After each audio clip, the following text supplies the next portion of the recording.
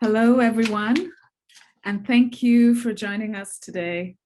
My name is Shramoy Mitra, and I'm the director of Stamps Gallery, a center for contemporary art and design in downtown Ann Arbor. Stamps Gallery is part of the Penny W. Stamps School of Art and Design at the University of Michigan. Building on the school's strong tradition of excellence, thought leadership, and community engagement, Stamps Gallery develops exhibitions, publications, and public programs that foster inclusive platforms for presentation, discussion, and inquiry into the urgent questions and concerns of our time. The gallery functions as an incubator and lab for artists and designers to explore ideas and projects that catalyze positive social change. So before we get started, I'd like to acknowledge that Stamps Gallery and the University of Michigan resides on the traditional and present-day territories of the Three Fires people, the Ojibwe, Odawa, and Potawatomi. As we work, live, and play on these territories, we recognize and acknowledge the ongoing effects of colonization, community struggle for self-determination, colonial state violence, and the recognition of Indigenous sovereignty. It is my honor to welcome our esteemed panelists today, Piper Carter, Saima Mohsen, and Rashida Talib. Welcome. Who will share their ideas, experiences, and stories in a conversation entitled Muslim Feminist Futures. The conversation expands and deepens Stamps Gallery's research on a series, an event series that we launched in October 2019, titled Feminist Futures, Art, Design, and Activism, an ongoing event series exploring the role of feminism in art and design, scholarship, and politics. At a time when fundamental concerns about social justice, sustainability, economic justice, and cultural diversity continue to be relegated to the sidelines of the mainstream, Feminist Futures is more essential than ever. Focusing on inclusivity and intersectionality, this event series interweaves scholarship and social activism for an exploration of feminism beyond the realm of gender, to include overlapping identities like race, class, religion, and sexual orientation. Feminist Futures brings together international, multi-generational leaders in contemporary art, art history, and related fields who have shaped current discourses on equality. This summer, Stamps Gallery is proud to present Halal Metropolis, a timely, meaningful, and ambitious group exhibition organized and curated by Stamps professor and artist Osman Khan, Stamps MFA candidate and photographer Razi Jaffrey, and historian Professor Sally Howell, which explores the facts, fictions, and imaginaries of Muslim populations in Detroit and Southeast Michigan, as viewed through historical research, documentation of current conditions, and exploration of future desires. I want to convey my deepest gratitude to the fantastic Halal Metropolis team, Usman, Razi, and Sally, as well as Asma Baban and Moj for your hard work and dedication in realizing this urgent and important project. So without further ado, I'd like to welcome Professor Sally Howell to join us and to introduce our panelists. Thank you. Assalamu alaikum, everyone. Thank you very much, Shramoy. And I thank everyone at the Stamps Gallery at the University of Michigan for being such gracious and supportive hosts of the Halal Metropolis project. Our work explores the art, history, and politics of Muslim visibility in Metro Detroit. To us, the Halal Metropolis alludes to the established and growing Muslim population in Detroit and its metro area, one of the largest and most diverse Muslim populations in the US, whose visibility is both pronounced and extremely present in the city, and yet whose narrative seems unusually silent in the larger Detroit story. Thank you for joining us today for this virtual gallery talk focusing on feminist futures. And before I introduce our dynamic and exciting speakers, I want to let those of you who are joining us live to know that you can drop any questions you have in the Zoom Q&A box or the Facebook comment section, and we will do our best to get to them during the conversation. For those joining us on Zoom, I want to bring your attention to the live transcript button on the bottom of the screen. Please click it to see the closed captioning for this talk and understand that it does not do a very good job of translating Arabic names. We apologize for that. I want to also say thank you to our sponsors, who include the Knight Foundation, the Doris Duke Foundation, the El Hibri Foundation, and the Andy Warhol Foundation. Without your support, this work would not be possible. And I also want to welcome our three guests, who I will introduce very briefly before we get started in our conversation. So I'm going to start in alphabetical order with Piper Carter. Piper is an arts and culture organizer and hip hop activist with a focus on entertainment justice, environmental and climate justice, education justice, the makerspace movement, and food justice. She's co-founder of the We Found Hip Hop, a foundation that uplifts and supports women in hip hop to help them build careers in a safer environment.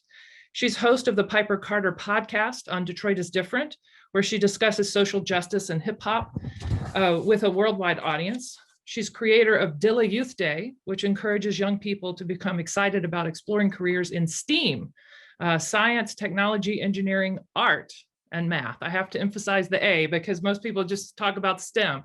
And she's creator and editor-in-chief for thestudioarena.com, a sustainable fashion magazine promoting zero waste and international trade.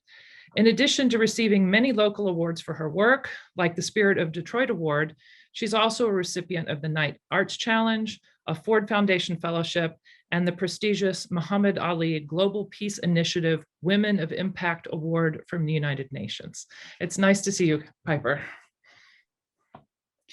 Thank you for having me. And our pleasure. Next, we have Saima Shafiq Masson. She's the acting United States Attorney for the Eastern District of Michigan, and thus the chief federal law enforcement official in the region. The office is widely recognized for significant prosecutions involving international terrorism, violent crime, public corruption, environmental crime, financial fraud, drug trafficking, civil rights, and numerous other criminal and civil matters. Ms. Musson received her law degree from Rutgers University in New Jersey, which is where she grew up. And she joined the United States Attorney's Office in 2002.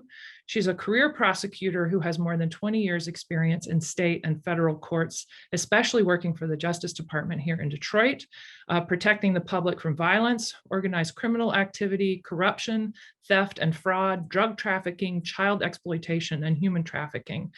She made history this year when she became the first Muslim American to serve as a US attorney. Nice to see you, Saima. Thank you so much for inviting me, and it is really a pleasure. Last but not least, we turn to Representative Rashida Tlaib, who represents Michigan's 13th Congressional District in the US House of Representatives. Her district includes much of Detroit and extends into the suburbs of Wayne County. Tlaib is a well-known progressive warrior, and in her own words, a mother working for justice for all. Her two young sons are at the root of her unwavering passion to help change lives for the better.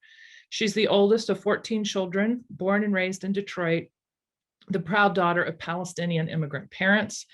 Tlaib made history back in 2008 by becoming the first Muslim woman to ever serve in the Michigan legislature. And she made it again in 2019 when she was sworn into the US House of Representatives wearing a Palestinian thobe. She became one of the first two Muslim women to serve in the US Congress. So it's great to see you again, Rashida. Thanks, Professor, for having me. So I have just maybe a softball question to get us started. The three of you have each been so highly successful in your respective careers. You've all three done just a wide variety of different kinds of projects, represented different cases, worked in different artistic genre, and Rashida been involved in so many political movements. So I'd love to learn more about what inspired you, what got you started in these different paths that you've taken, about how you see yourself as having an impact on the aesthetics and the politics of the region, and perhaps on the aesthetics and politics of the Muslim community in the region in particular. So maybe we'll start with you, Piper, and kind of stick with alphabetical order. So thank you. Wow, so much. How much time do we have to answer? Yeah, well, first, I definitely, first, before anything, I just want to give lots of love to everyone that's fighting in Palestine right now, and everyone that's fighting in Yemen as well. So just, can we just send them lots of energy at this moment, and protection, our love, just sending them that right now. So I just wanted to take that moment, so much. So myself, I'll just, maybe I'll try to like answer it all like in one. So I come from an arts and culture family. My mother, rest in power, she just passed away about a month ago. And my mother was a dancer, modern dance. My father, an actor on television and film. My uncle's a pretty world-renowned painter, and just many people in my family is just arts. So I always grew up with art everywhere. Also, if people don't know, Detroit, we call it the Mecca, because it is the place where Black Muslims look to get our beginnings, our origin of how we even knew how to how to be Muslim, right? In these Americas, in modern times, because obviously Muslims navigated the ships before then, right? But yeah, and so my mother comes from a tradition of Black activism. My grandfather was a Garveyite. He was a follower of Marcus Garvey. So those teachings and things were in my parents' home in terms of like Black identity and fighting the power, if you will. My grandmother was in the church and was a follower of Dr. King. And so activism and this kind of thing and arts and all of this was always a part of my family tradition. And so I was an artist my entire life. I studied arts. I was in dance and theater my entire life. And in college, I studied photography and I became a photographer. And to fast forward, I moved back to Detroit after living in New York City for a while, and purchased a commercial property in Detroit and learned just how violently racist the community of Corktown is, because we were very violently gentrified out of our space.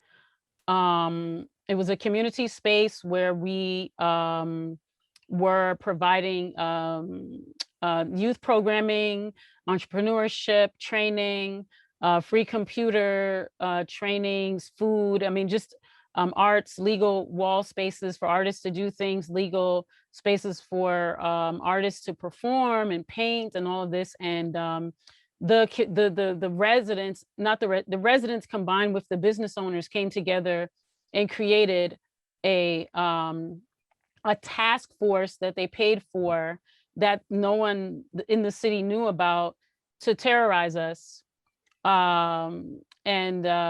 Yeah, so we lost our building that we paid for. And it was really like a violent situation, but through that process, I learned about building community, about the importance of arts in the community, about anchoring community through providing necessities, which include arts. Arts is a necessity if folks don't know that. And then I'll fast forward to now. As a member of the Muslim community, and a member of the Black Muslim community here in Detroit, many of the Muslims here and the Black Muslims here are activists and are artists. And so we interact maybe at the Muslim Center or at, Masjid Wali Muhammad, or we might interact on the farm, or we might see one another at a cultural event, or we might be at a protest for our water, or maybe you might see us in Flint, or you might see us anywhere. You'll probably see us supporting Rashida's bill for the Human Right to Water Act, right? So we are a close-knit community. We are very small, meaning those of us who identify as artists, we're very we don't really number that many. However, we're very mighty. And so with that, we do work to make sure that we are, as I'm going to use the word, inclusive as possible, meaning, we're fighting for immigrant rights, right? Because these are our people, right? We're fighting for women, we're fighting for Black folks, we're fighting for the environment, we're fighting for our queer LGBTQ folks, we're fighting for poor people, we're fighting for mothers, elders, we're fighting with and for so many people because it's necessary, it's a part of our livelihood, it's how we survive. And we identify as artists, and so we use arts and culture to uplift and teach and bring awareness. So I hope I've kind of answered the question. It's a kind of general, but I'll put a period there so other guests can speak. Well, I just want to start off by offering my condolences about your mother's death. Allah yarhamha. I'm just very sad to hear that news. I know that's been a very difficult time for your family. I also just want to point for people in the audience to many of the touchstones that Piper connected with as she was speaking here are things that we've really gone out of our way to make sure get included in the exhibit. So for example, we have a history section where we talk about the history of the Nation of Islam and the history of the immigrant Muslim community too in Detroit. So there's a wealth of information here. And we have background on Muslims and jazz and the arts in the past. And then we also have lots of information on the present. And we've also, one of our arguments in this installation is that politics, so the arts make Muslims visible, religious practice makes Muslims visible, and politics makes Muslims visible. And so in particular, in this last year, we've done everything we could to try and document all those forms of activism that you talked about. So thank you. And so this is an interesting segue to you, Saima, because you're not the same kind of activist as the other two people we have in the conversation today, but this word justice, you work for the Department of Justice. I mean, this is at the core of your career too. So I'd like to hear your background and how you got into this work and how you think that your visibility in this position might make a difference for other Muslims in the city. I want to first definitely say to Piper, I'm deeply sorry for your loss. That is a terrible loss. Family is very important to us all. Mothers, fathers, particularly. I immigrated to the United States when I was 5 years old. My father was already here studying, getting a master's degree in social work, and he had launched a career working with the mentally ill. And at that time, there was an amazing program, one of many, that he was associated with in New York City. And they had invited him to come to the United States and get his master's degree, which he did do. And while he was living in New York City, they invited him to start working for that program, which he also did do. And I like to tell the story that my mom and my brothers and I have two brothers, and I'm the only daughter, and I was the middle child.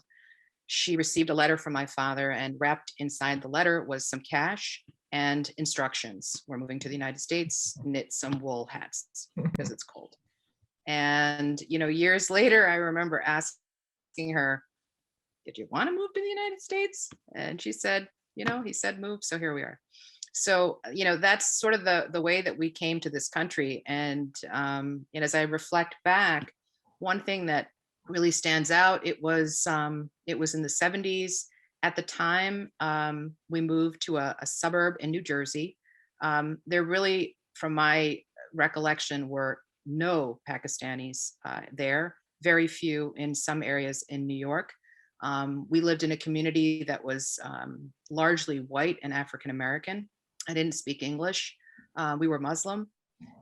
We drove, 2 hours to get halal meat. The closest mosque was quite a distance away. No one spoke English or the language that I spoke in the mosque.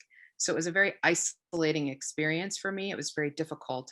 And I will confess that the greatest moment for me was when my grandmother came to live with us, because we could have our religious instruction at home with her. And I was very, very close to her. So I grew up in a very small family. We were the first of any of our sort of friends or family to move to the United States, and we became the home that everyone came to. So my dad worked in mental health. My mom worked where she could, and she did a lot of office work. So both of my parents worked throughout my childhood. And my grandmother instilled in us as many of the values and sort of religious traditions that they could. Having no sisters or friends that had a similar background, it was very isolating and very challenging growing up in that environment. But I had a passion at a very young age for law. And I think that passion, I don't know where it came from. I read a play, Inherit the Wind, and I realized that it got me all fired up. And as only a 12-year-old could, I thought I could do better than that lawyer, So I think it was that kind of thing. It's something that sometimes you're just born with, that's inside of you and is bursting to come out. And no one's going to stop you. They can encourage you, they can help you, but they're not going to stop you. And fortunately, I was very lucky. Both my parents, but my father in particular, was incredibly supportive and encouraged me. He came to the United States for a better life for his children. And, we were a very small family, very close family. And he instilled in me those values at a very young age.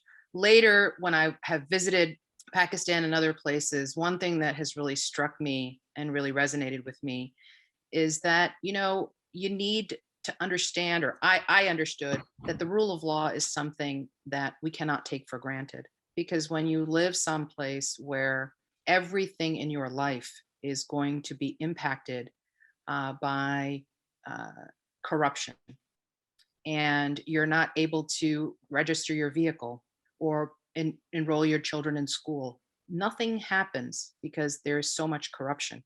I think that's when, for me, it really struck me that that's one of the things that I really wanted to dedicate my life to, is the rule of law and the application of the rule of law in a fair, equal, and even-handed manner. And so I have dedicated my life to that. Honestly, I don't know where that comes from, other than it's, again, something that you're born with. I remember talking to a kid who was a 12-year-old boy in Pakistan, and he came home and told me that he had gotten a test. I was visiting there, and he had gotten the best score on this test, but he came in second in the class. And I said, "How do you come in second in the class if you have the best score?" And he said, "Well, the principal's son has to be first, because it would not be right if the principal's son didn't come in first." And he was convinced of this. And I remember thinking, even at that young age, they're training children, or children are learning things that are unjust. Something that very simple example. And so I think for me, being involved in protecting the public, being involved in fighting for victims, being involved in fighting for society, has defined my life. And I'm very grateful that I chose this career, that I knew that I wanted to do this career. I don't have any lawyers in my family. I'd never been set foot in a courtroom, but somehow I knew that I wanted to do this work. And after all of these years, I still wake up every morning excited, happy, fulfilled, satisfied, inspired, learning, growing, improving, all of those things. That's yeah, beautiful to hear. Yeah, and I mean, it's especially nice to hear someone defend the rule of law so vehemently in a period when it's been challenged, not just in other parts of the world, but right here in our own country. So I know that you've got your hands full there in your office. I think we all as a society have our hands full right now, trying to make sure that our democracy is protected in this very fragile period. So next it's your turn, Representative Tlaib. Tell us about your trajectory. Yeah, I mean, I think I can relate to both folks on the panel, which is I'm like so inspired by hearing about their stories.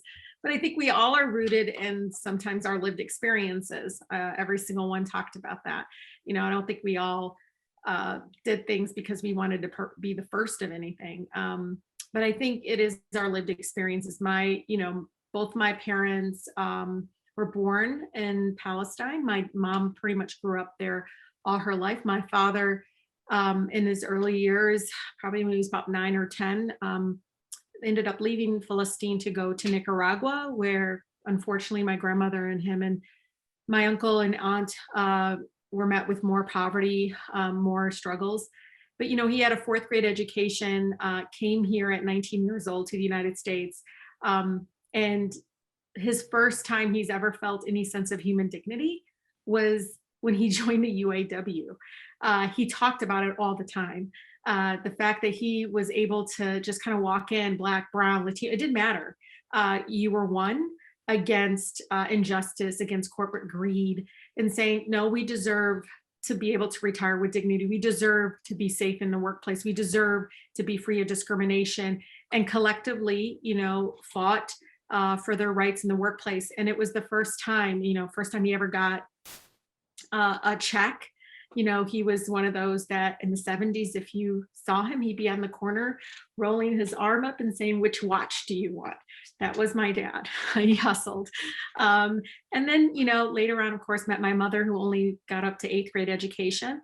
And she came here, you know, pregnant with me. And I remember, you know, starting school, not speaking any English. You know, even then, as I was growing up in this beautiful Black city, you know, in Detroit, I remember being at these parent meetings with my mom because I was always her translator.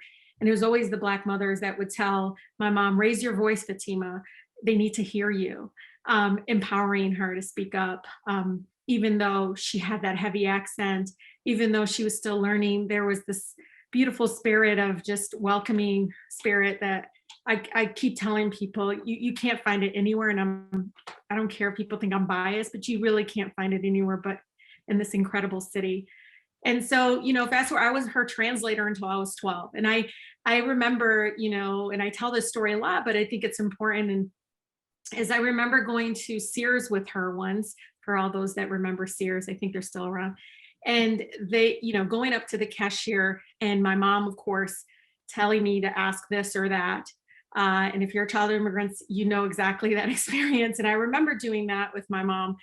And the cashier, of course, you know, this time was kind of getting impatient and just got rude and looks at me and says, you know, she needs to learn English. And of course, the Southwest Detroit in me came out and my head did bop a little bit. And I was like, excuse me, but you notice that I'm not translating what my mother is, what you're saying to my mother. I'm only translating what she wants to say to you, because people like you are the ones who yell at her, that demonize her, and she's learning and she's here. And it's, to me, if anything, it is a beautiful experience that someone is earning their citizenship, right? They're earning there's this beautiful experience with that, that you can't really find really anywhere. But the point is, at that moment, you know, I know my squad sisters and others call me Mama Bear, but at that moment, there's a side of me just kind of came out roaring. And all of a sudden, I just wanted to protect the community I was raised in, protect those Black mothers, protect my mother, protect children that were, you know, really living in poverty or in situations that created, you know, trauma. And so that led me, of course, again, growing up in a UAW household, growing up a child of immigrants, growing up in a Black city, all of that mixed up, together led me to where I am now. And so much of my faith, I keep telling people, you know, I'm never going to be the so-called, you know, people always like perfect Muslim, or it's not about, it's not, it is, there's something about, you know, I think our faith in so many ways is rooted in justice. Even the stories you learn growing up is rooted in justice. I always tell people, like literally part of the responsibility in our faith and how we grew up is after you take care of your home, it is your duty and responsibility to take care of the community you live in. I mean, people, that's what has been taught and rooted in our faith. And so again, all of those lived experiences is, I think when trying to answer your question, that's what I think about, not necessarily identity, but growing up Muslim in America, growing up a child of immigrants in America, growing up in all these struggles. But again, my parents, you know, a lot of time my dad didn't get to see this, but at least my mother was able to see her daughter getting sworn into the United States Congress. And interesting enough, she finally, I think is appreciative that I was that loud, because she would never go back to that Sears store again, that I'm this unapologetically very direct, loud, and just like wrong is wrong, mama, and right is right. And you know, this is a mom that still to this day, she says in Arabic to me, why do you have to be the troublemaker in the family? But I hope she sees it as good trouble now, and she knows why I was the way I was. But as the eldest of 14 and my mom's protector, I'm sharing everything that I learned doing that with all of my residents. Wow, these are all just absolutely beautiful stories, all moving, and like Rashida said, all real, grounded in reality. I do want to say that my mom was also very proud when you were sworn into Congress. My mom, who is not a Muslim, not an Arab, lives in the state of North Carolina. She was still so proud of you.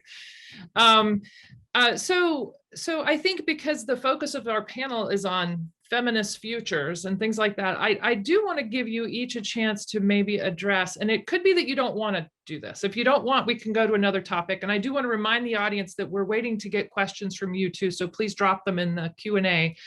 But I wonder if you faced hurdles because you were a Muslim, or because you were a Muslim woman, because of that intersection of identities, or because you were a brown woman or a Black woman, a brown Muslim, a Black Muslim woman. If these things, I mean, I know each of you has spoken about the ways in which that background, your history, your families, your faith have lifted you up. Right. So I definitely want you to tell me about that side of it too. But I also want to hear like where you've seen obstacles. And I think the most, I mean, because Congresswoman Tlaib is the most public of the public person we have here. We've seen how her national origins, her faith, her gender, she's been, you know, attacked in the media constantly for this, and it's been painful for, I think, all the rest of us to watch this. But I would like to hear from all three of you about this. I mean, I know that you're working in very different environments, and in some environments there's more, you're more public, and so you get more public attacks. In other places, you're the Department of Justice, you're there, you know, that's where the laws are made and protected. So ideally, things are not going to be the same in your line of work, Saima. So I'm just wondering, you know, what you have to say, and where you find the strength to, when you encounter these hurdles, where you find the strength to overcome them. And you can pick the order you respond in. I mean, I don't know if Samia or Piper's, but I mean, I think sometimes it depends on that experience in the workplace, because prior to me being in the state house, I was in majority nonprofit sector, but there is a lot of, unfortunately, misconceptions. I mean, even in law school, I felt it. And sometimes it's direct and sometimes it isn't. And I can tell you, I think, you know, so many of our, I think, sisters in service all across the country and everything they do, I don't care if it's the arts or in justice work, or even my friends who are also lawyers that experience this, all you can do is be you. And I always say to people, I outwork the hate. I show so much love, and through my actions, you should see the faces sometimes when I know things of what's going on with my veterans. They're like, how did you know that? I was like, because the first 2 months of me serving my community, a veteran called who's suicidal, and that experience is something I will never forget. And it calls me to act no matter, there's all these misconceptions. But again, I can't stress enough the fact that when I see injustice or see something that's wrong, I've just been taught, maybe not by my mother, definitely by my grandmother, that you just don't say silently by, you speak up, even if your voice shakes. So I really do think sometimes being in these spaces, you are knocking down those barriers. I can't speak for Piper and Sima, but I know that in many areas, sometimes they don't even know until sometimes it's shared in some sort of way. But it's wonderful because I like that they're surprised, because whatever stereotypes or whatever biases they might have, intentional or not, again, it's just they don't know. But I know being in Congress, some have said, I've never met a Muslim before. And that still shocks me to this day. But we understand that there's 434 other colleagues. They're in communities that don't look like ours, and understanding that lived experience coming in. And if anything, I'm always, at least it can walk away feeling, at least in some sort of way, that I'm equally elected. I'm there trying to do the right thing, and it's coming from a place of love. I can go next, Sally. Please do. It's an interesting question. I grew up in a completely different part of the country at a completely different time. And I was probably one of maybe 2 Muslim families in the entire area that we were living in at the time. So I like to say that, how do you decide what people see when they see you? Do they see a woman? Do they see an immigrant? Do they see a Muslim? What do they see? And at the end of the day, and I don't know when this realization hit me, it doesn't matter, because like you, Representative Tlaib, I'm a doer. I just do. And every experience is a hurdle. And it doesn't matter if it's because it's a female issue or it doesn't matter what the issue is. And I'm grateful that I have all of these enriching perspectives. And so I'm very, very grateful, because fundamentally, my experience has been a very positive one. People have a capacity of love and embracing one another that I've always marveled at. And so I've always had a very positive experience. I do think that, the modern era is very different. And I think if you're in the limelight, that's a very different experience. But I really only just became the acting U.S. attorney fairly recently, and I wasn't very much in the limelight. And so it's a little easier for me when you're not the focus of, newspaper articles or social media posts. That's a completely different experience. But throughout my life, I think the most wonderful thing is most people would say, I've never met a Pakistani. Tell me about, your background. The people that I grew up with were very diverse in many ways, and they learned a tremendous amount about our religion, our culture, our values, because they spent a lot of time with my family, and that was good. So there's so much goodness in those experiences that I'm grateful for. Whatever hurdles, I'm sure I had tons of hurdles who didn't, right? But I'm grateful for them because they made me strong, and that thing inside you that moves you forward, it just gets stronger. Yeah, I think what's interesting to me, what comes to mind, it's we have this conversation a lot. We meaning me and some of my sisters, how in the Muslim world, if you will, they always say there's no racism. And it's interesting because when even just among our group, when I say our group, I mean the immediate people that I'm usually with, we find some challenges within our community, right? So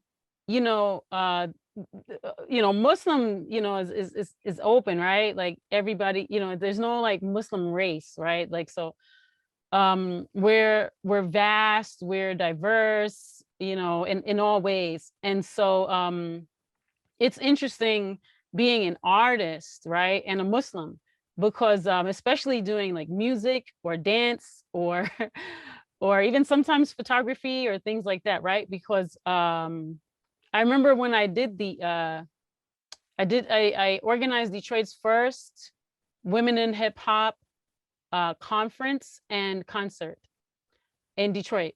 And I brought in a really brilliant and amazing Muslim street, like pop locker, like, street dance. And, Amara Sackett is her name. So incredible.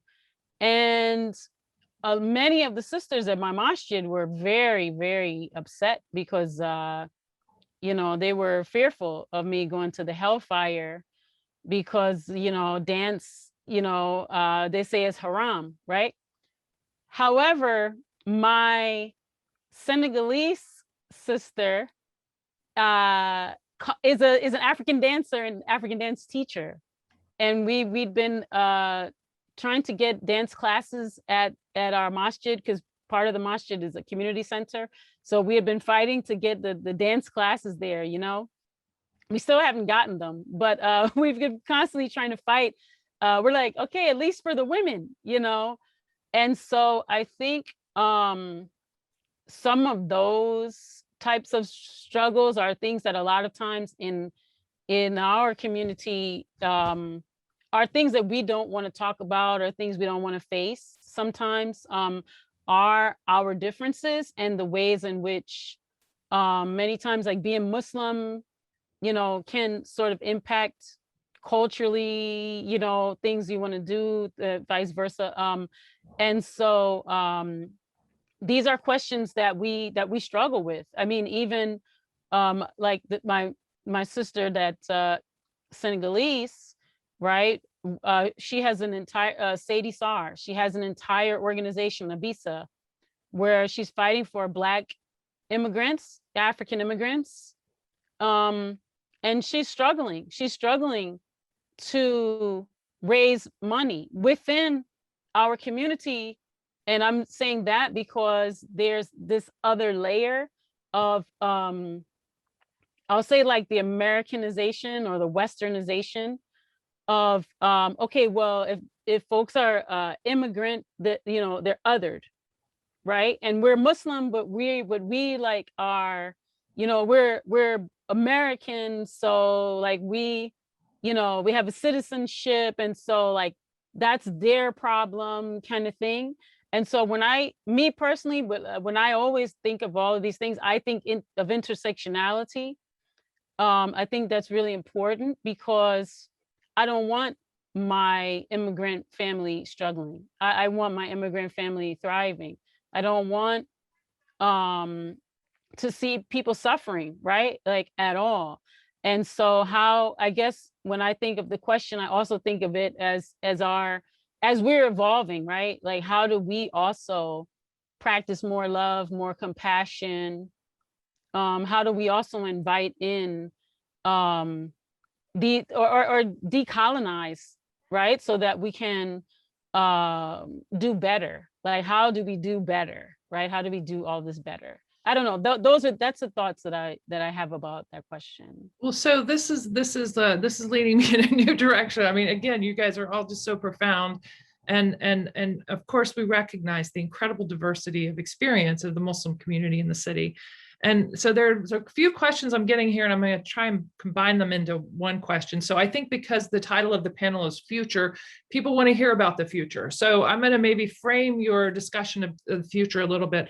So I think that, like in our project, we've been looking at Muslim visibility, what makes Muslims visible, what are the consequences of that visibility, what are the opportunities of that visibility. And I think that I kind of want to reverse this for you guys and have you tell me, based on your experience, your practice, your being a part of this community. I think that you've all kind of been pushing, you've been answering this question already, but I'll give you a chance to maybe project it into the future a little bit. So instead of us thinking about what makes Muslims visible, I think the question is, what do Muslims see when they see Detroit? Is there a distinct Muslim experience of thinking about the city or the metro area? Maybe with some of this exceptional intersectionality that you're talking about, Piper, and it might be a project that is always idealized. We want it to be more intersectional than it ever is, right? Because we're imperfect people. But so just think of it, is there a Muslim way of seeing the city, of thinking about the city, of participating in the city? And then secondly, if you could think, like 5 or 10 years down the road, what is the future that you would like to see for what we're calling the halal metropolis? But maybe you're not thinking about very much in your own lives. You're just thinking about the city of Detroit itself. What is the future, and how can feminists help lead that future? I don't know, Attorney Mahassan, did you want to go first since you didn't go first before? It's a really tough question, Sally. It's a very difficult question because we live in such a divisive time. It's very difficult for me to imagine how we're going to get out of this. But that is, I think, I don't care who you are, where you come from, what your beliefs are. We have to return to civility. We have to return to reasoned discourse. And I cannot imagine anything beyond that. And that's for all of us. If we can somehow find a way to stop talking at each other and just listen, if we can stop tweeting and expressing ourselves constantly, because to some extent that expression is hateful, we can find a way to just listen and engage, then I think we have a much better future. Beyond that, I don't know that it's for me something to imagine, because we can't make any progress until we return to civility, and we have become an uncivil society. We have no room for alternative viewpoints. We shun them. We disgrace people for whatever they believe.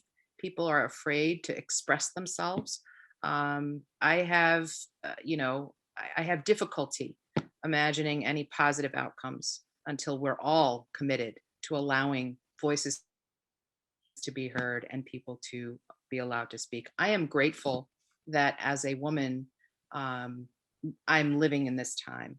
I am grateful because, 10, 20, 30, 50 years ago, maybe this wouldn't have been possible. So that's the kind of progress I think that as we move forward, we need to see more women take leadership roles and have a voice. And I'm optimistic that that diverse voice is going to have an impact on civility. Yeah, I'll go next and let you have the last word, Congresswoman. I think so Detroit is the most segregated place I've ever lived in my life. Well, I've only lived in Detroit and New York, but but and being not mistaken, New York is very segregated, okay, as well. But Detroit is physically the way in which Detroit, well, I'm calling Metro Detroit, it's a larger area. The way in which cities, towns, and communities are literally dividers of races and cultures. And because it's a car city, people do not need to interact like ever. Maybe downtown, if folks have to go handle some business in a government building. But in general, people do not see one another or have no interactions, right, with one another. That's at a detriment. They're trying to do this walkable cities thing. I hope that does break down some of the barriers. But I'll say that I live on the border of Detroit and Dearborn. And if you understand about Dearborn, it's, I'm told, the largest Muslim and Arab population per, I think it's like per square foot or something outside of the so-called Arab world, in the US outside of the so-called Arab world. And so if you go to Dearborn, you'll see all kinds of shops, you'll see all kinds of restaurants, different businesses. You know, they play the Adhan, just culturally, you know, it's a very sort of, you know, Muslim friendly city. And at the same time though, there's lots of mosques, right? Like all over Detroit. There's another community, it's called Dream of Detroit, which is building right next to the Muslim Center. And they're, you know, they're purchasing houses. They're really working to build an intentional Muslim community around there by repurchasing houses and helping people to get into homes.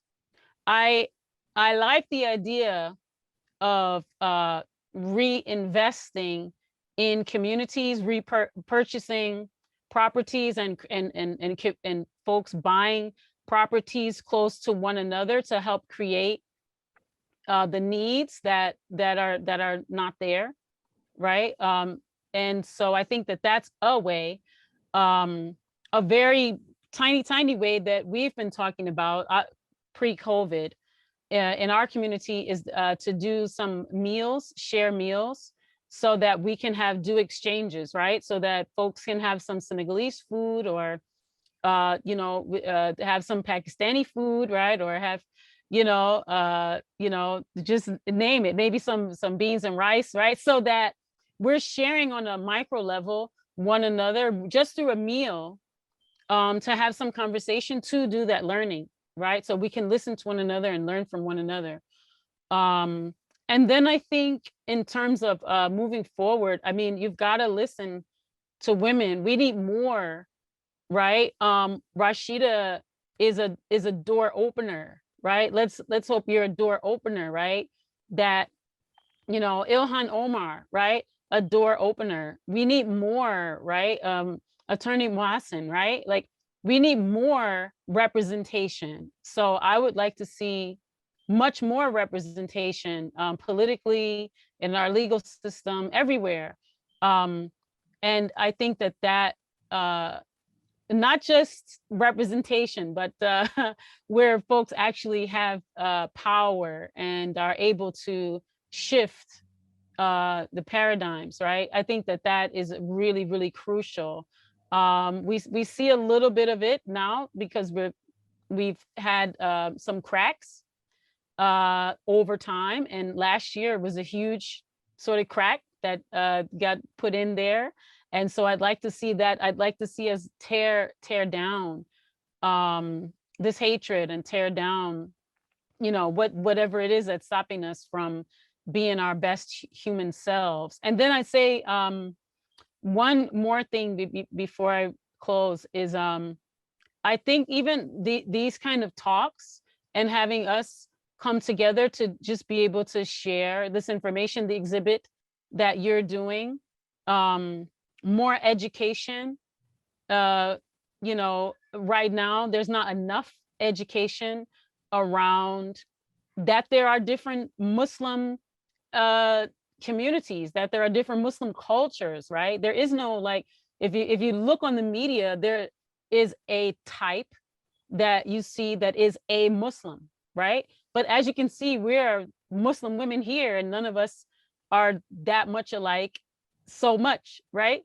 And maybe in spirit, right? But I think that it's important for us to also have representations, right, in our media, in our entertainment, and the ways in which people receive images about culture and about who people are. I think that the more and more that we, you know, support these kinds of projects, I think that that's important to our future, to us seeing, you know, who we are in our full self. So I yield. So for me, I see it from a different lens, but so Shirley Chisholm, the first African-American woman ever elected in Congress, used to say, and literally, if you look it up, I mean, this was her thing. If there's not a seat for you at that table, bring your own chair. And I kind of change it up just a little bit when I think of future of this movement of women really leading this country and other countries, is idea around maybe it's not about growing that table as much, because sometimes that table, they'll sprinkle us. I don't care if you're Muslim, Latino, Black, whatever, they'll sprinkle us in the room, but still we're not heard or seen the same way. So thinking of Shirley Chisholm in that time as she became one of the first, even then, the experiences that Piper talks about in her own community, even for her and her own Black community, and so much more, that struggles that she went through. But I really believe this is our time to shake the table a little bit and take the chair from someone else who already had time. They didn't do what they were supposed to do. And this leads me to the future. The future is more Muslim women running for office. And this is nonpartisan. You run as you are, run whatever party. But I believe more and more of us are not sitting on the sidelines anymore. And, it's a generation difference. I mean, we watch a generation say, hey, let's come together. Let's talk together. Let's do all of this. And that is important. That needs to continue. But it's now coming to a point where I don't care if it's Black Lives Matter protest or stopping the separation of children at the border, to injustices that are happening with water shutoffs in our communities, whatever it is women leading those fights. And that hasn't always been different. I mean, I believe, especially in the Black Muslim community, activism was always part of that, right? Because it was part of survival, and it still is. I think for the Muslim community, for survival, we tried everything else. We became the target. And it still continues. We continue to still be a target. If it's not our kids in school, it's not on the college campuses or being in political office. And it's about time that our voices are at these tables. And so I see more of us saying, we're going to run unapologetically.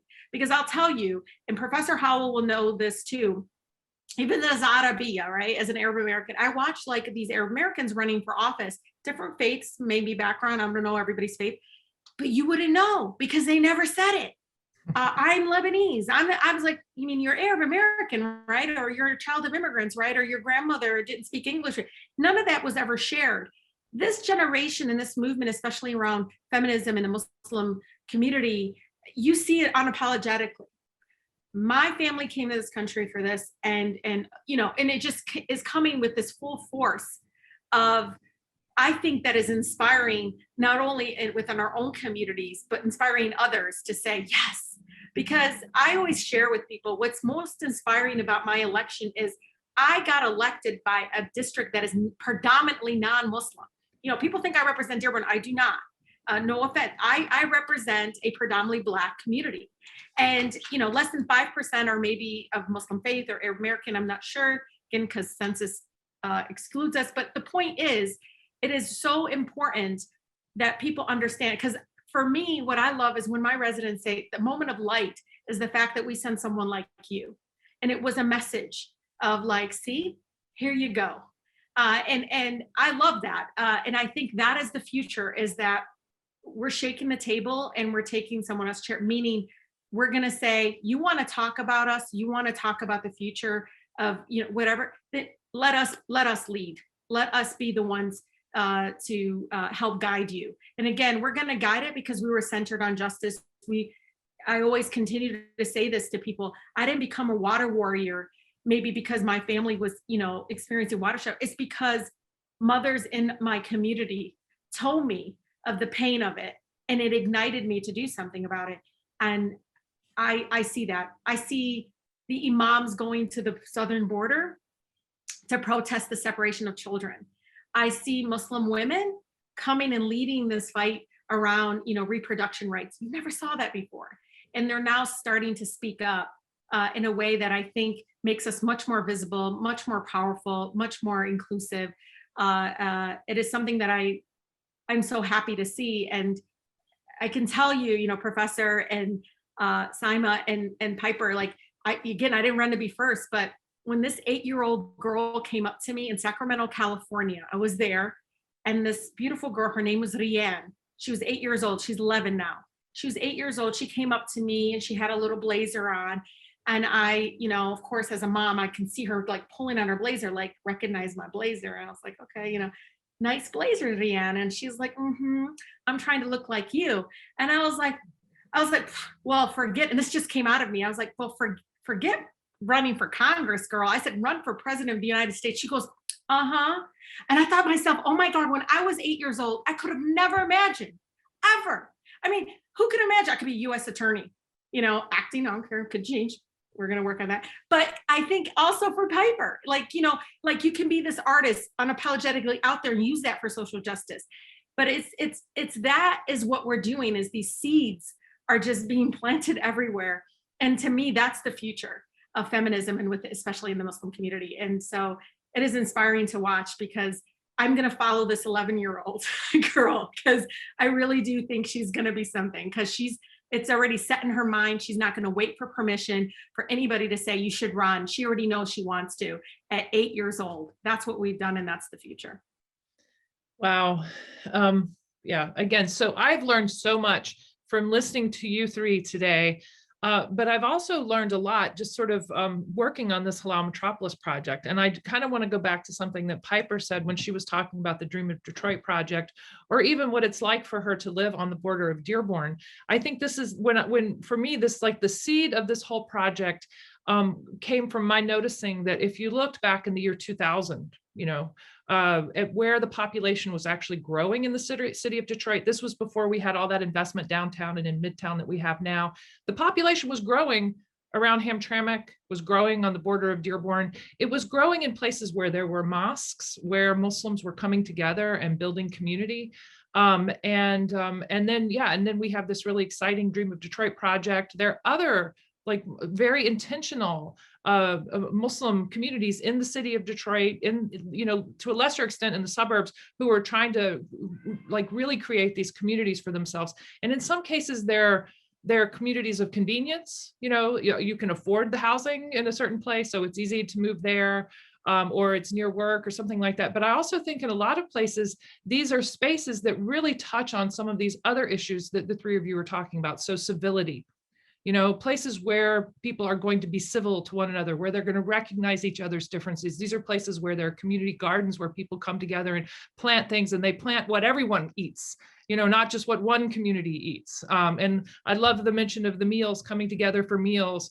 There's a real movement in the city right now. And I think through the metro community as a whole, and I see it in the Muslim community. I know that everyone in the Muslim community, as everyone in any community is, people are very self-critical. People want their communities to be better than they are.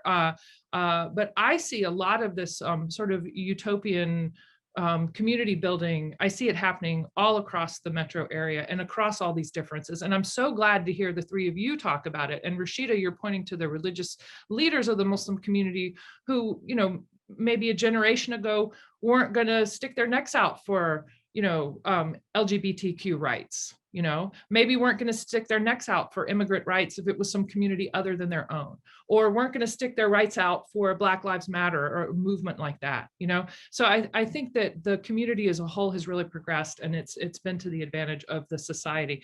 So I just want to be fair to our audience, because as the questions come in, it's like you guys are answering them before I have a chance to pose them to you directly.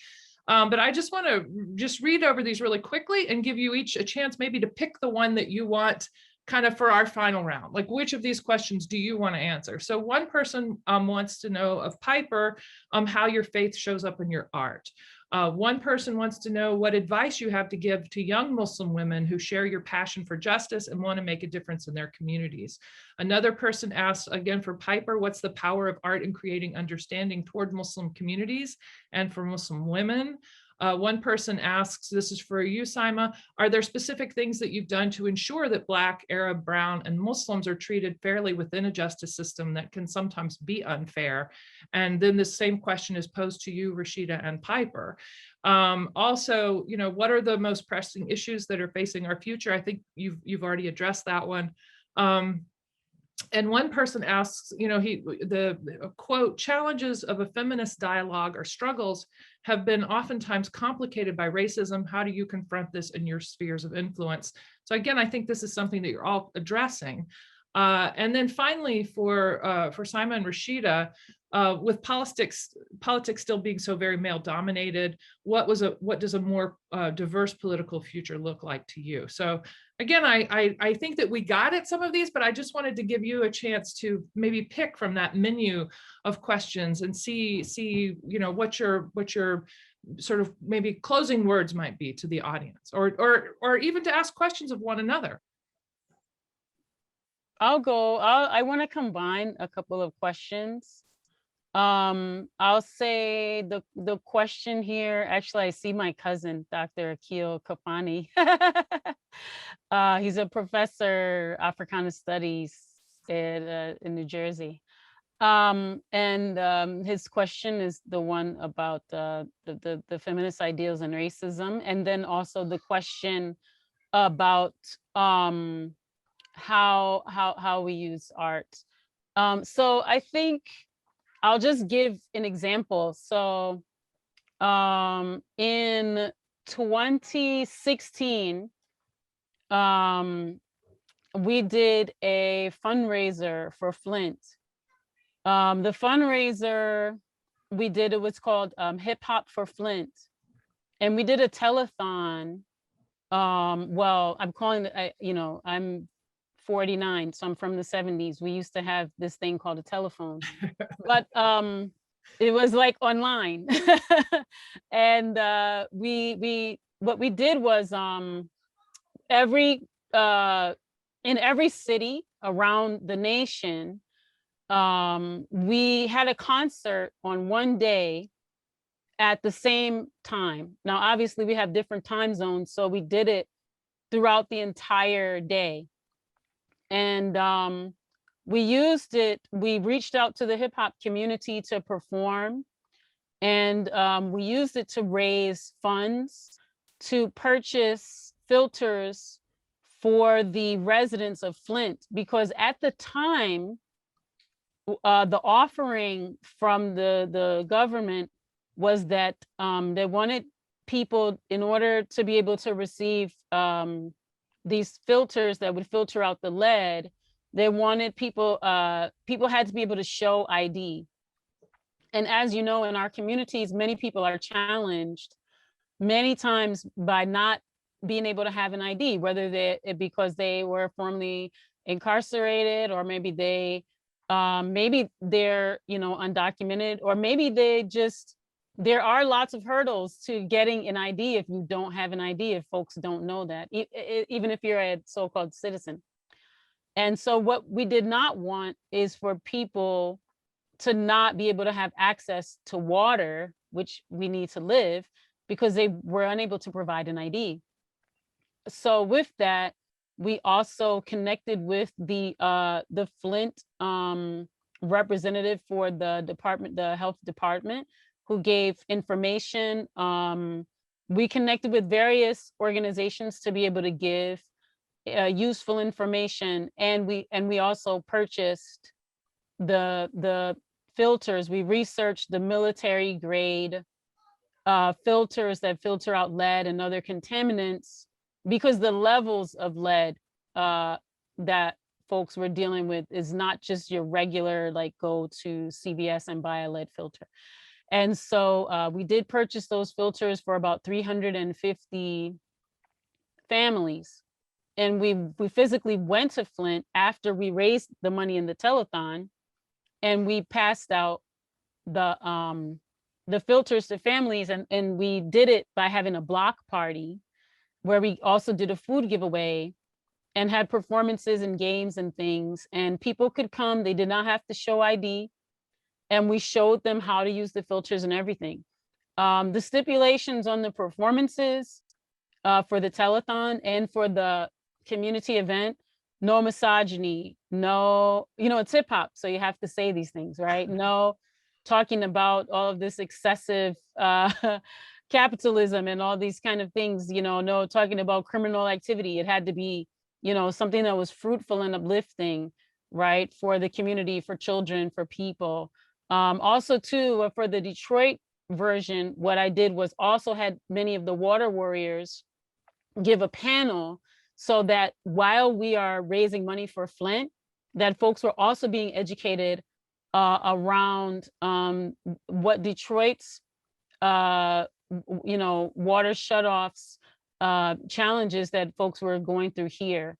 And so I'm saying that to say that we use that event to raise awareness. We use that event to unite the country, to unite people who identify as hip hop artists. We use it to raise, like I said, raise money. We use it to connect with people on the ground, create relationships. And I'm just using that as an example of how we can use, arts and culture to actually uplift and feed our people, and how we do it. But I've done the same thing when there were the hurricanes that happened in Houston and Puerto Rico. And it's a sort of a formula that we've developed where we get to share our art.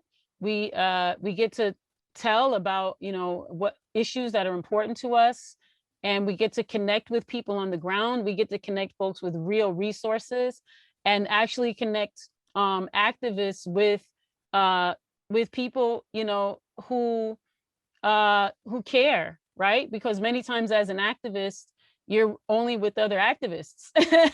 And so it can be a little bit isolating. So it's very important to be with, I'm going to use this word, like regular people, right? Because many of us spend lots of time doing lots of research and reading and going through all this stuff. But in general, people are not doing this, right? And so people are not aware of what the challenges are. People are not aware of how deep a struggle is, or why they need to get involved. And so arts and culture is a great entry point for people who are not going to read the newspaper, who are not going to read a report, who are not going to dig deeper. But as Attorney Mawson said, we're at a dire point, and it's going to take all of us. We've all got to be involved. We've all got to do our part, and we all can. And I think arts and culture is a great way that we can do that. So thank you very much for having me, and I feel really privileged and honored to have been a part of this conversation. I think the honor is all ours. So I see that that Attorney Musson has turned her mic on. So I wanted to say how much I've learned today. I've been trying very hard to listen and absorb all the things that I'm hearing, and it's been an incredibly enriching experience for me. You said something, Piper, about Detroit being a very divided city. And my perception of where I grew up in New Jersey and in the New York area, and this is going back to my childhood, I didn't see it that way. And when I moved here, I thought, was it my imagination, or were people a little more integrated there than they are here? And then I went back for a high school reunion, and it was, you had people from lots of different backgrounds, because of course during the 80s and in the 90s there was a tremendous amount of immigration. Indians, Pakistanis, people from all over the world started moving into a lot of the neighborhoods that when I was growing up were either Black or white, right? And so to see sort of that integration at that time and have it reaffirmed was very, very powerful. And why I say that is because I think one of the questions that was asked was about, let me see if I can read it, the challenges of a feminist dialogue or struggles, and how do you confront this in your sphere of influence? I struggle now because what I was saying earlier about this inability for people to be civil. I had such a rich childhood of people embracing one another, being invited into someone's home, wherever they were from, different countries, different cultures, mixed backgrounds. And perhaps that was a function of sort of the East Coast at that time.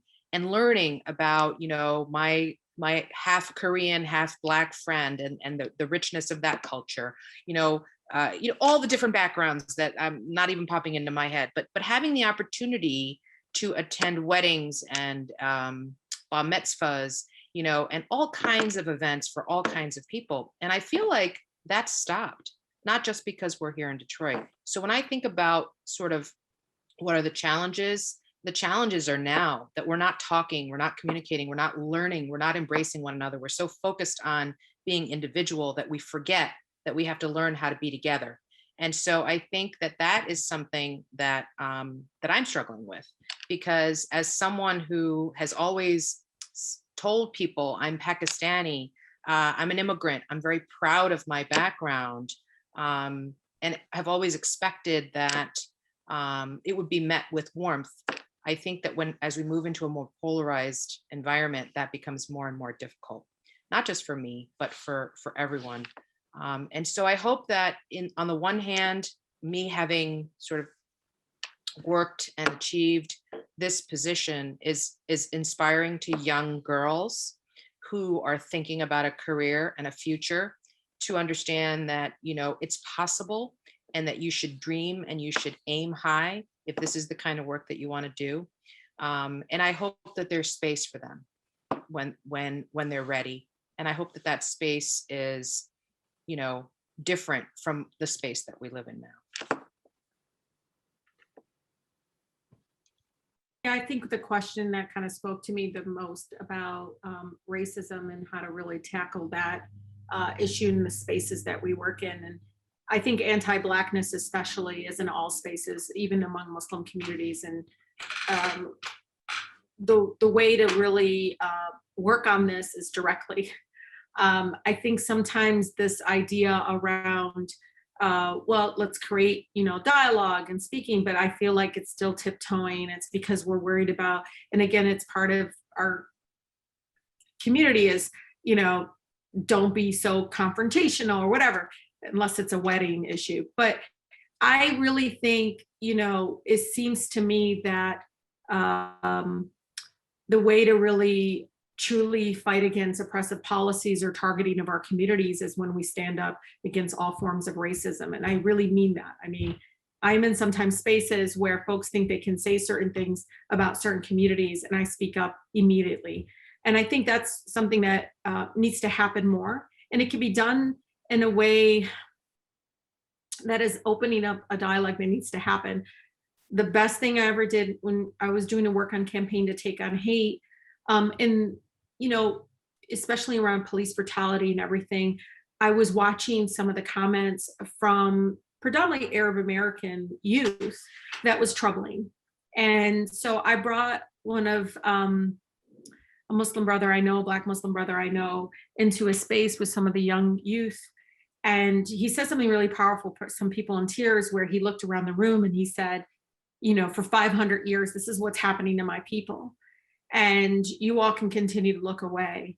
You continue to talk about, post 9/11 policies and everything, but our 9/11 happened 500 years ago. This is what is happening to our communities. And, as a Muslim, as one of your Muslim brothers, like, all I see is one, silence. That is also not, silence alone is very painful. The fact that folks are adopting, the excuses or the different kinds of, messages that are adopted from sometimes folks that might not be agreeing with you in regards to people truly feeling safe in their communities. And so with that question, just know that your work lacks credibility if you're not standing against all forms of injustice or racism. It will.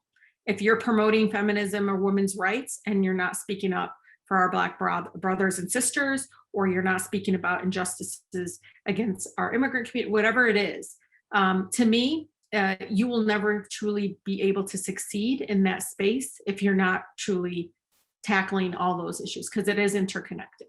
So I think that's just really important to center that work and really, really tackle it head on. Well, I thank each and every one of you. This has just been beautiful. Again, I've learned so much. I admire your activism, your intensity, your integrity, your genuine commitment. I mean, really, I just thank each of you for participating. I also want to thank the audience for joining us today. You've also contributed to a really robust conversation. The videos are recorded, so I want you to know they're going to be uploaded to Facebook and to YouTube, so please check them out if you couldn't stay for the duration of the event, or if you came in late, or if you want to. I'm going to quote these women in some of the writing I do, so if you're looking for inspiration for other things, the videos will be here. We're thrilled to announce that our exhibit, after more than a year being in storage, is finally on display again in Ann Arbor. You saw some of the pictures in the slide at the beginning of the show.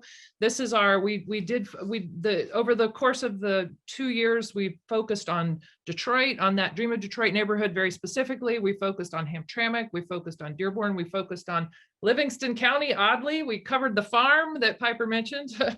Now that we're in Ann Arbor, we're kind of looking at the metro area as a whole. So we're trying to tell sort of a meta story about the history and the aesthetics and the visibility of the Muslim community in Detroit. So I really want to encourage people to come see the show if they can. And if you look on our website or on the Stamps Gallery website, you'll see information about when it's open and what the COVID regulations are, because there are still COVID regulations in place at the university. I also want to tell you that we're going to be continuing this conversation about race, about gender, about politics, about activism, and about art in the Muslim community for really through the rest of the summer. Our next conversation will take place in a week on June 10th, when Amna Ashgar, Adnan Sharara, and Indy Pasovic are all going to sit down with my colleague Osman Khan, and who's also a Halal Metropolis curator, to talk about, these are some of the artists whose work is in the show. So they're going to be talking about the intentionality behind their work. And it's just going to be very interesting, the aesthetics, their motivation. So I really encourage people to also listen to that talk. And again, I thank you all for joining us. Follow us on social media so to learn what else is going on. And we really hope to see you in the gallery, and we hope to see you out there on the streets and all the work that you do. Thank you very much.